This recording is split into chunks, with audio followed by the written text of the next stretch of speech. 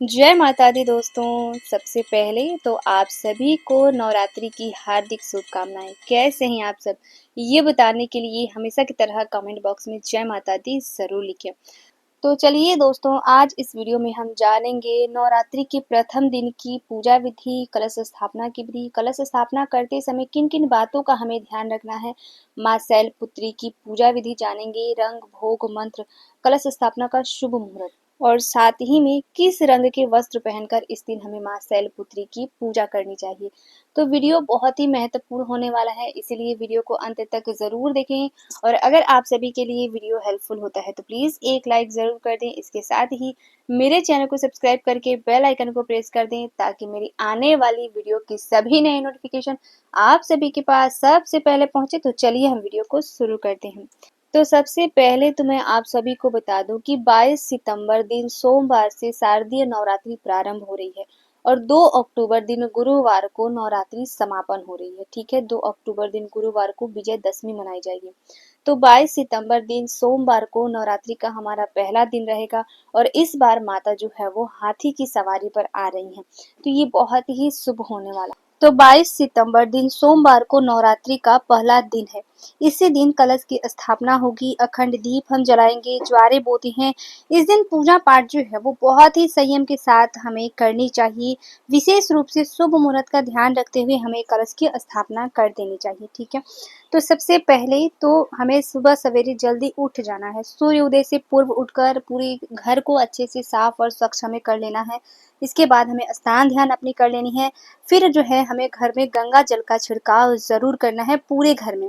ठीक है, इसके बाद जहाँ भी हमें मंदिर में या कहीं अलग जगह हम माता की चौकी लगाते हैं उस जगह को अच्छे से साफ करके हमें जो है वो सजा लेना है। फिर हमें माता की चौकी लगानी है। तो सबसे पहले कलश स्थापना के लिए हम एक पाटा लेंगे और पाटे पर लाल या पीले रंग के वस्त्र को बिछा देंगे।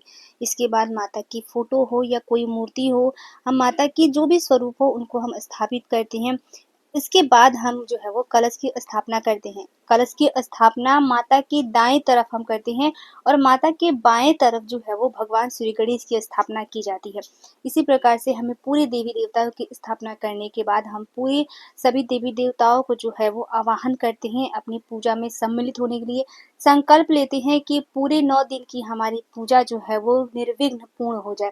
शुभ मुहूर्त में हमें कलश की स्थापना करनी है। इसके साथ ही हमें जो है वो ज्वारे भी अगर हम बोते हैं तो हमें बो देना है। ठीक है ना, सभी देवी देवताओं का आवाहन करने के बाद सबसे पहले हम भगवान श्री गणेश की पूजा करते हैं। इसके बाद हम कलश देवता की पूजा करते हैं। इसके बाद जो है हम माँ शैलपुत्री की ध्यान करते हुए माता के प्रथम दिन की पूजा करते हैं। प्रथम दिन पे माँ शैलपुत्री की पूजा होती है।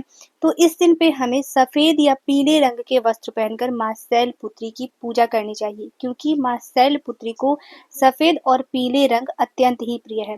और इस दिन माता को हमें वस्त्र स्वरूप सफेद या पीली चुंदरी हो गई या साड़ी हो गई या कोई वस्त्र हो गया हमें जरूर चढ़ानी चाहिए। माता को पुष्प भी हमें इस दिन पे सफेद और पीले रंग के पुष्प ही चढ़ाने चाहिए। भोग में अगर मैं बताती चलूँ तो इस दिन पे भोग में हमें घी का भोग जरूर लगाना चाहिए।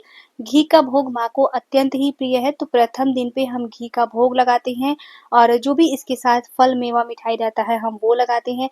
और साथ ही में लौंग का जोड़ा, लौंग और इलायची का जोड़ा हम माँ को भोग में लगाते हैं। ठीक है, इसके साथ ही इसी दिन पे हमें माँ के समक्ष जो है वो श्रृंगार की सामग्री भी जरूर चढ़ानी चाहिए। जो लोग 9 दिन का व्रत करते हैं वो भी चढ़ा देते हैं और जो लोग 2 दिनों का व्रत करते हैं वो अगर अष्टमी के दिन भी चढ़ाते हैं तो कोई बात नहीं। लेकिन जिन्होंने कलश स्थापना की है, जो भी हम कलश स्थापना करते हैं तो हमें श्रृंगार की सामग्री जो है वो पहले दिन ही जरूर से चढ़ा देनी चाहिए। इसके बाद हम माता को प्रणाम करते हैं, पाठ प्रारंभ करते हैं। पाठ समाप्त होने के बाद हमें माता की आरती कपूर से जरूर करनी चाहिए। माता को कपूर अत्यंत ही प्रिय है, तो अगर हम कपूर से आरती करते हैं तो इससे माँ हमारी जो है वो प्रसन्न होती है।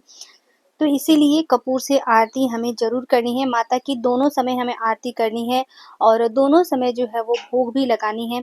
अगर हमारे पास इतना है तो हम दोनों समय लौंग इलायची का जोड़ा भी माँ को लगानी चाहिए, बहुत ही अच्छा होता है। ना हो तो सिर्फ सुबह के समय पे हमें माता को भोग में लौंग और इलायची का जोड़ा ज़रूर लगानी चाहिए। ठीक है, तो इस प्रकार से माँ शैलपुत्री की प्रथम दिन की हमारी जो है वो पूजा होती है। माँ शैलपुत्री का ध्यान करते हुए इस दिन हमें पूजा करनी चाहिए।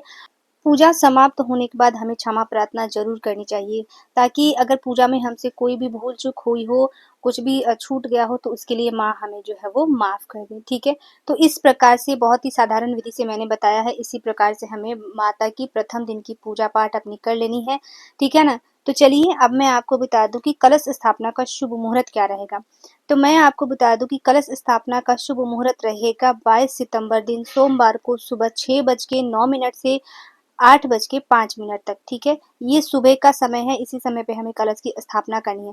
अगर इस समय पे हम ना कर पाएँ, तो अभिजीत मुहूर्त में हम कलश की स्थापना करते हैं, जो कि है 11 बज के 49 मिनट से 12 बज के 38 मिनट तक, ठीक है? तो दूसरा जो शुभ मुहूर्त है, अभिजीत मुहूर्त, वो दोपहर के समय पे है। तो सुबह अगर हम ना कर पाएँ, तो दोपहर में हमें कलश की स्थापना ज़रूर से कर लेनी है, ठीक है? आई बात समझ में? तो शुभ मुहूर्त का विशेष ध्यान रखते हुए हमें अपनी पूजा-पाठ करनी है। नवरात्रि का व्रत फल फलहारी है, तो पूजा पाठ समाप्त होने के बाद हम जो है वो फल फलहार कर सकते हैं, जो भी हम खाते पीते हैं। एक समय पे हम सेंधा नमक या मीठी भोजन भी कर सकते हैं, तो अपनी क्षमता के अनुसार हमें व्रत धारण करें, ठीक है? आई बात समझ में? तो आशा करती हूँ आज का वीडियो आप लोगों के लिए बहुत ही हेल्पफुल होगा। वीडियो अगर हेल्पफुल होता है तो प्लीज़ एक लाइक ज़रूर कर दें। इसके साथ ही मेरे चैनल को सब्सक्राइब करके बेल आइकन को प्रेस कर दें, ताकि मेरी आने वाली वीडियो की सभी नए नोटिफिकेशन आप सभी के पास सबसे पहले पहुँचे। तो मिलती हूँ मैं आप सभी से फिर एक नए वीडियो में, तब तक के लिए नमस्कार, जय माता दी।